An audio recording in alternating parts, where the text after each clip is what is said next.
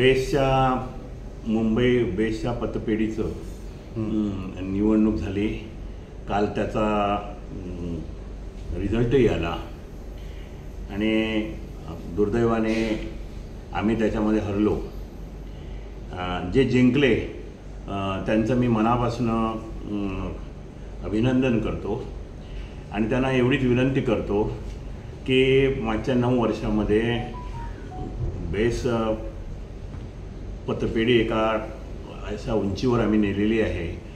ती उंची आपण कृपा करून कायम ठेवावी आणि त्या पतपेढीतून कामगारांची सेवा व्हावी एवढी मी इच्छा व्यक्त करतो आणि त्यांनासुद्धा विनंती करतो.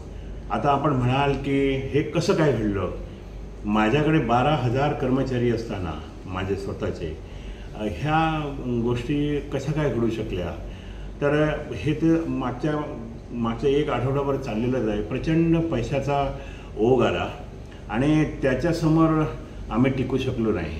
मला असं वाटलं होतं की कर्मचारी पैसे जरी घेतले तरी सगळं पाहून मी जे काय बेस वाचवण्यासाठी मागच्या 2 वर्षापासून तडफड करतो आहे, कर्मचाऱ्यांना घेऊन, प्रवासी संघटनांना घेऊन, लोकांकडे जाऊन, विधानसभेमध्ये, विधान परिषदेमध्ये लोकांना सर्वांना निवेदनं देऊन, फाईल देऊन, मुख्यमंत्र्यांना पत्र लिहून जे काय मी बेस वाचवण्यासाठी करतो आहे त्याच्यामुळे माझ्याबरोबर कर्मचारी राहील आणि मतदान करेल असं मला वाटलं होतं. पण देशाचा ट्रेंडच बदलला आहे, त्याला काय करता येणं शक्य नाही.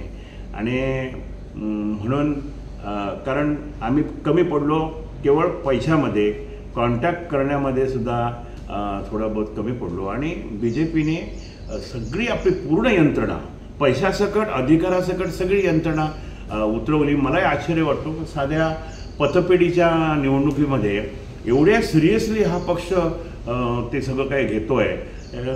त्याच्याबद्दल त्यांचं स्वागतही केलं पाहिजे, त्यांचं कौतुकही केलं पाहिजे आणि त्यांच्यापासून देशाला भीती आहे हे सुद्धा सांगितलं पाहिजे. कारण पुढची गोष्ट मिळत नाही तर अशा तऱ्हेचा सत्ता वापर करायचा, अशा तऱ्हेच्या पैशाचं वाटप करायचं की समोरचा हे हतबल झाला पाहिजे. हे चाललेलं आहे. पण मी आपल्याला एक सांगू इच्छितो की माझं वय 70च्या वर गेलेलं आहे. आता मी 25 वर्ष बेस्टच्या कर्मचाऱ्यांबरोबर आहे. त्यांच्या व्यथा मला ठाऊक आहेत, त्यांची संसार काय ते मला ठाऊक आहेत.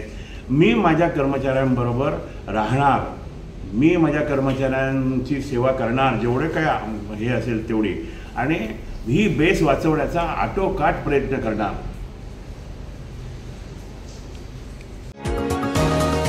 तुम्ही पाहत आहात विस्टा न्यूज मराठी.